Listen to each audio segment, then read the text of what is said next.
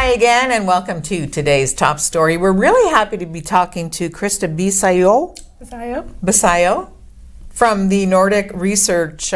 She's an actual research lead with the Nordik agency here in Sault Ste. Marie to talk about urban Indigenous youth for change is what she is focused on. Krista, first of all, how long have you been with the urban Indigenous Youth for Change? That's a really interesting question because when I first graduated university, I was with UIYFC, Urban Indigenous Youth for Change, for a full year internship. Then I kind of evolved and moved on to other stuff, and in that position, I was an intern. And then I recently came back as project lead, so I've kind of been in and out for the last about 3 years. So, what's the main focus of it? The main focus of Urban Indigenous Youth for Change, from my perspective, is engaging young people, Indigenous young people, with some opportunities to get involved with the social economy, to diversify the economy in the north, but as well as cultural revitalization and getting Indigenous young people, particularly urban Indigenous young people, connected to opportunities to kind of see who they are in the world and in terms of like Anishinaabe practice and being and all of those things. Now, did the need, was it determined through the fact that so many, you mentioned urban and rural, so many of the Indigenous youth are so isolated now? Yeah, particularly in the north, in the Sioux and surrounding area, there aren't as many opportunities and agencies to get connected into some of these opportunities as they are, say, in the more southern areas. So this was a need that was actually identified by a couple just conversations that urban Indigenous youth were having 3 or 4 years ago.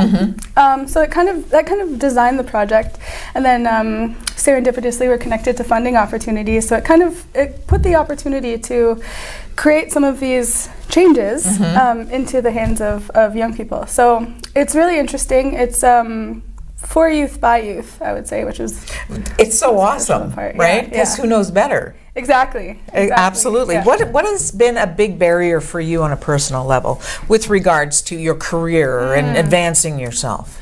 A barrier for me, I would say, is I want to bring it back to that concept of not having the same amount of opportunities as some other people do, or I guess some other locations like in the south. I mean, in Toronto the opportunities are endless, so it's been really a challenge, but also an interesting one to try and connect myself into some of those opportunities and then create like opportunities that are very specific to this region. So it's I guess both a blessing and a bit of a curse. You know what though, it's getting back to the fact that the experience firsthand. It's such a wonderful opportunity for you to understand people who come to you and say, man, I know for sure if I was in Toronto, for instance. Exactly. Right? Yeah, exactly. And it's so frustrating. It is frustrating. And even I've had the opportunity to work with youth even farther north who see the Sioux as pretty south. Yes. And the Sioux having lots of opportunities. So it's just a lot of interesting conversations. Definitely. What are they telling you is the biggest barrier? Is it their isolation? Is it a language thing? Isolation is a really big thing, and taking it to language, a lot of young people are struggling to learn their Indigenous languages, or not struggling, but just trying to find the right resources for it. Even I don't know it. So it's an interesting, and I guess that's a challenge I would say as well. It's difficult to try and find those opportunities in the times that the young people want to start learning. And it's so important to the heritage. It is, right? Yeah. I mean, the elders talk about it all the time, how important it is for you young folk to learn it and remember it and then pass it along. Exactly, it's crucial to culture.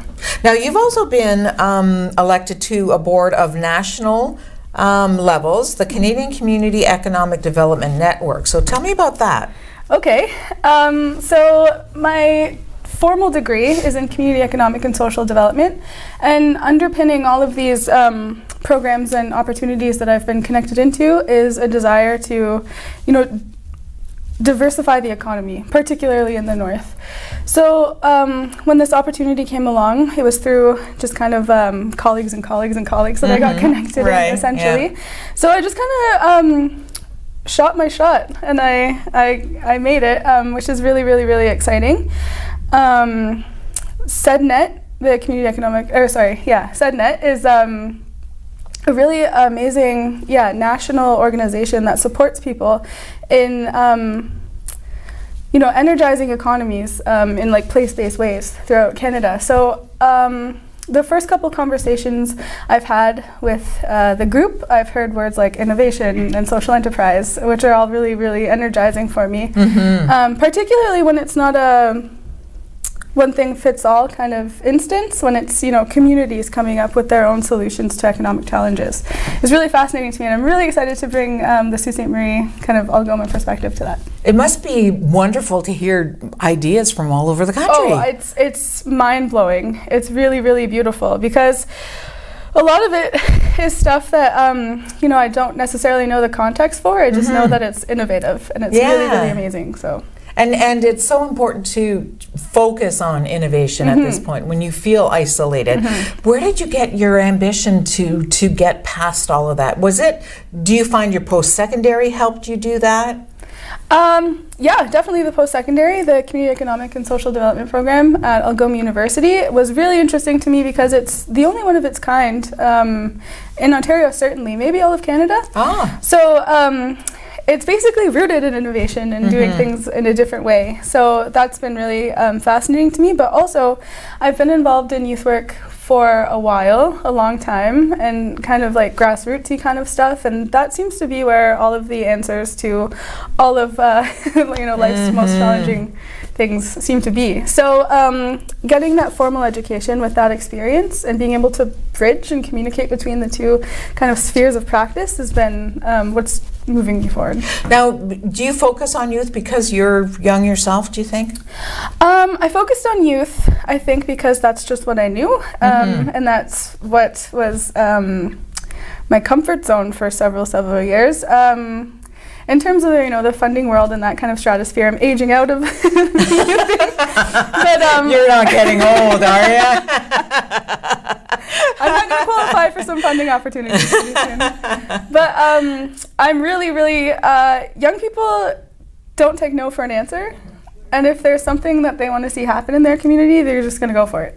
So now that I have kind of this privilege in terms of conventional, like a status, job right? title and stuff. I'm just gonna give it to them. Just go for it. Now, if somebody needs your help, for instance, how can they go about making contact with you or the agency?